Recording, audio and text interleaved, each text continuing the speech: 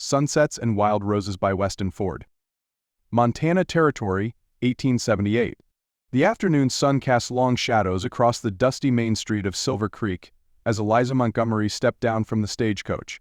Her legs trembled beneath her travel-worn skirt, stiff from the 3-day journey that had carried her far from her father's Virginia estate. She adjusted her small bonnet, gathering her courage as the stagecoach driver deposited her trunk beside her. "First time in the West, miss?" The driver's weathered face creased into a kind smile. "Is it that obvious?" Eliza smoothed her wrinkled dress, once a fashionable garment in Richmond society. "Most newcomers have that same look, like a deer sensing a mountain lion." He tipped his hat. "Welcome to Silver Creek. Not much to look at, but honest folk mostly." Eliza surveyed the modest town, a single street lined with wooden buildings, some barely more substantial than shacks. The grand mining boom that had birthed Silver Creek had long since faded, leaving behind those too stubborn or too poor to move on. Nothing like the sprawling plantation she'd fled, with its whispered secrets and suffocating expectations. She clutched the letter in her pocket, the paper worn thin from repeated readings. Uncle Thomas's invitation had been unexpected but timely, arriving mere days after she'd refused Charles Whitfield's marriage proposal and the subsequent fury of her father. "A woman of 25 has no business refusing a suitable match," he'd thundered, especially when that woman's father stood on the precipice of financial ruin. The recent war had devastated their fortune, but her father's pride remained intact. He would rather see her wed to a man 3 decades her senior than admit defeat. Uncle Thomas's invitation to help manage his general store in Montana had been her salvation, though her father considered it her damnation. "Miss Montgomery." Eliza turned to find a young man approaching, his gait slightly uneven. He removed his hat, revealing hair the color of burnished copper. "I'm James Blackwood, your uncle's associate." His voice carried a hint of Eastern refinement alongside frontier directness. "Mr. Montgomery asked me to escort you to the store. He would have come himself, but his gout is troubling him something fierce today." "Thank you, Mr. Blackwood." Eliza noticed the slight stiffness in his left leg as he reached for her trunk. "Please, don't trouble yourself if it's difficult." A flash of something, pride perhaps, crossed his features. 5 years since Antietam, Miss Montgomery. The leg serves well enough." Their eyes met briefly, and Eliza felt a strange, fluttering sensation. James Blackwood appeared to be in his early 30s, his face bronzed by the western sun but bearing the unmistakable refinement of education. Unlike most men she'd observed in town, his clothes, though simple, were well kept. "You fought for the Union," she stated rather than asked, her Virginia upbringing making the words slightly strained. "And you're from Virginia." His smile held no judgment. "The war's been over a long while, Miss Montgomery. Out here, a person's judged by their character, not their origins." They walked in silence through the town, passing the saloon where piano music spilled onto the street, the small church with its modest steeple, and finally stopping before a 2-story building with Montgomery General Goods painted across its wooden facade. "Your uncle is in the apartment above the store," James explained, setting down her trunk. "He's arranged a room for you there." Before Eliza could respond, the door swung open to reveal a stout man with a wild gray beard and kind eyes that immediately reminded her of her mother. "Eliza, my girl." Thomas Montgomery's booming voice carried the remnants of his Scottish ancestry. He embraced her warmly, then held her at arm's length. "You look just like your dear mother. Margaret would be proud to see her daughter blazing her own trail." Tears welled up in Eliza's eyes. Her mother had been dead 7 years, but the ache remained. "It's good to see you, Uncle Thomas." Come in, come in." "James, bring the trunk upstairs, would you? Mind that leg on the stairs?" "Yes, sir," James replied, his gaze briefly meeting Eliza's before he hoisted her trunk with surprising strength. The store smelled of coffee, leather, and the pungent sweetness of tobacco. Shelves lined the walls, filled with everything from bolts of fabric to mining tools. A pot-bellied stove stood in the center, surrounded by chairs, where, her uncle explained, the town's old-timers gathered to escape their wives and exchange tales grown taller with each telling. "It's not what you're accustomed to," Thomas said, watching her expression carefully. "It's perfect," Eliza replied, meaning it. After the oppressive weight of her father's expectations, the simple honesty of her uncle's store felt like freedom. 2 weeks passed swiftly as Eliza settled into life in Silver Creek. She learned the workings of the store, the names of regular customers, and the rhythm of the small town. Thomas, delighted to have family present, proudly introduced her to everyone who entered. James Blackwood remained an intriguing puzzle. He appeared each morning precisely at 7, worked diligently until evening, and spoke little of himself despite Eliza's careful inquiries. She learned that he'd arrived in Silver Creek 3 years prior, initially as the town's schoolteacher before joining her uncle in the store. "He's educated far beyond most men in these parts," Thomas explained one evening as they closed the shop. "Harvard man, if you can believe it. Found him half dead in a blizzard the winter after he arrived. His leg had seized up, and he couldn't make it back to town." "What brought him to Montana?" Eliza asked, trying to sound merely curious. Thomas shrugged. "Same thing that brings most folks west, running towards something or away from it. Never ask which. A man's past is his own business out here." On a quiet Tuesday afternoon, while Uncle Thomas napped upstairs, Eliza found herself alone in the store with James. She was organizing a shipment of ribbons when he approached, holding a small package wrapped in brown paper. "I noticed you admiring Miss Peterson's book last week," he said, extending the package. "The monthly delivery arrived this morning." Eliza unwrapped the parcel to find a copy of Little Women, a novel she'd mentioned in passing. "Mr. Blackwood, I couldn't possibly." "James," he corrected gently. "And please, it's not a gift of improper familiarity. Consider it a welcome to Silver Creek." Their fingers brushed as she accepted the book, sending an unexpected warmth through her arm. "Thank you, James." His smile transformed his serious face. "I thought perhaps we might discuss it, once you've read it. I find few opportunities for literary conversation in Silver Creek." "I'd like that very much." A comfortable silence settled between them, broken only when the bell above the door announced a customer. That evening Eliza sat by her window, the book open in her lap, though her thoughts were not on the March sisters but on the enigmatic James Blackwood. There was something in his quiet dignity that called to her, so different from the boisterous, entitled men of her father's circle. As summer bloomed across the Montana landscape, Eliza found herself increasingly drawn to James's company. Their literary discussions expanded to philosophy, politics, and personal dreams, though he remained reticent about his past before Silver Creek. On the town's modest Independence Day celebration, James invited her to watch the fireworks from a hillside overlooking Silver Creek. "It's not proper for me to accept without a chaperone," Eliza said, though without conviction. James's eyes sparkled with amusement. "Miss Montgomery, I believe you'll find that frontier propriety differs somewhat from Virginia standards. Besides, half the town will be on that hillside." Uncle Thomas, overhearing, waved away her concern. "Go enjoy yourself, lass. I'm too old for hillside sitting." The evening air carried the scent of wildflowers as James spread a blanket on the grassy slope. Families and couples were scattered across the hill, waiting for darkness to fall. The casual way everyone greeted James, with genuine respect rather than the grudging acknowledgement often accorded outsiders, spoke volumes about his place in the community. "Silver Creek suits you," James observed as Eliza arranged her skirts.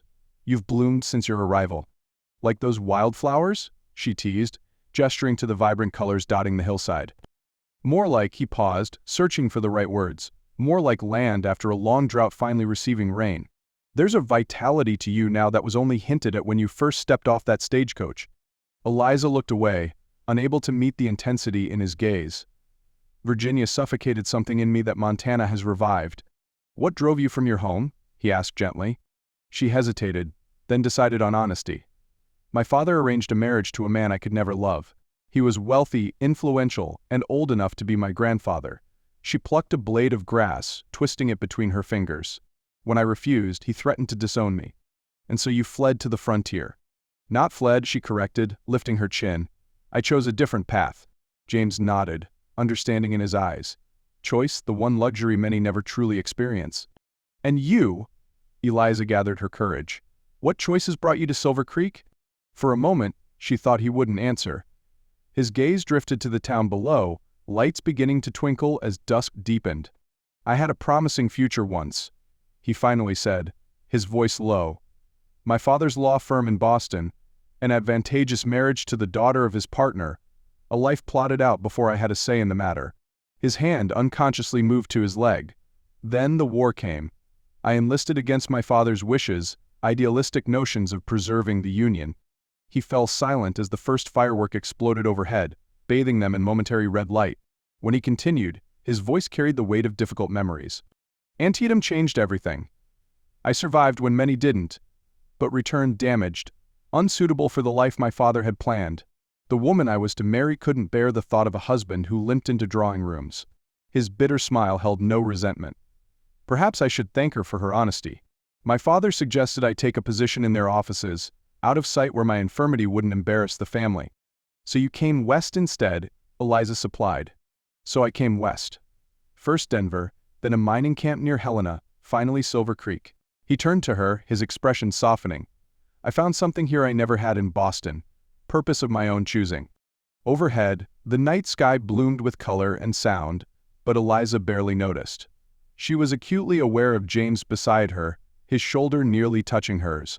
When his hand found hers in the darkness, she didn't pull away.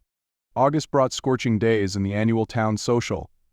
Uncle Thomas insisted Eliza attend, his eyes twinkling knowingly when James offered to escort her. She wore her best dress, a blue gown she'd altered to reflect more current fashions, and allowed herself the small vanity of arranging her hair in an elaborate style she'd seen in a magazine from San Francisco. The social was held in the newly constructed town hall, decorated with paper lanterns and wildflowers. A small band played while couples danced and children darted between adults, drunk on stolen sweets and late-night freedom. "You look beautiful," James said simply as they entered. The admiration in his eyes made her flush with pleasure. They danced twice, propriety wouldn't allow more, but Eliza felt the eyes of the townspeople following them. Silver Creek thrived on gossip, and the relationship between the storekeeper's niece and the educated Easterner had provided ample fodder. "People are watching us," she murmured during their second dance, a waltz she'd been surprised to find him so adept at. "Let them," he replied, his hand warm against her waist. "I've spent too many years concerning myself with others' opinions." Later, as the evening cooled, they stepped outside for air. The street was quiet. Most of the town gathered inside the hall. "I received a letter from my father yesterday," Eliza said, breaking the comfortable silence. "He's demanding I return to Virginia." James stiffened beside her. "And will you?" She turned to face him, moonlight silvering his features. "My place is here now." "With your uncle," he said carefully. "With Silver Creek," she replied, equally cautious. "With the life I'm building." "Eliza," he took her hands in his expression suddenly vulnerable. "I have little to offer beyond a modest salary and a small cabin on the edge of town. My leg pains me in winter, and I'll never be wealthy like the man your father chose." She smiled, squeezing his hands. "I've seen wealth, James. I've seen grand houses filled with misery and fine clothes that chafe like shackles." "What are you saying?" His voice was barely audible. "I'm saying that I choose this life, this town, this store." She gathered her courage. "And if he were to ask, I would choose the man who gave me Little Women and watches fireworks on hillsides." James's laugh was soft and wondering. "Is that a proposal, Miss Montgomery?" "A declaration," she corrected, her eyes sparkling. "The proposal remains your responsibility, Mr. Blackwood." He drew her closer, propriety momentarily forgotten. "Then consider this fair warning that such a proposal may be forthcoming once I've spoken with your uncle." "He'll say yes?" Eliza whispered. "He's been plotting this since my second week here?" Their laughter mingled in the night air, a promise of shared joys to come. The wedding took place in October, when the aspens turned to gold and the mountains wore the first dusting of snow. The entire town attended, filling the small church to capacity. Uncle Thomas gave the bride away, his gruff exterior cracking when James and Eliza exchanged vows. Eliza wore a simple white dress with blue ribbons, her mother's locket around her neck. James stood straight and proud, his limp barely noticeable as he waited at the altar. "I never thought to find happiness in such a remote place," Eliza told her husband later that evening, as they stood on the porch of his, now their cabin. The celebration had been joyous but exhausting, and they'd finally escaped to the quiet of their new home. "Not remote," James corrected, drawing her into his arms. "Just far enough from the past to allow for a new beginning."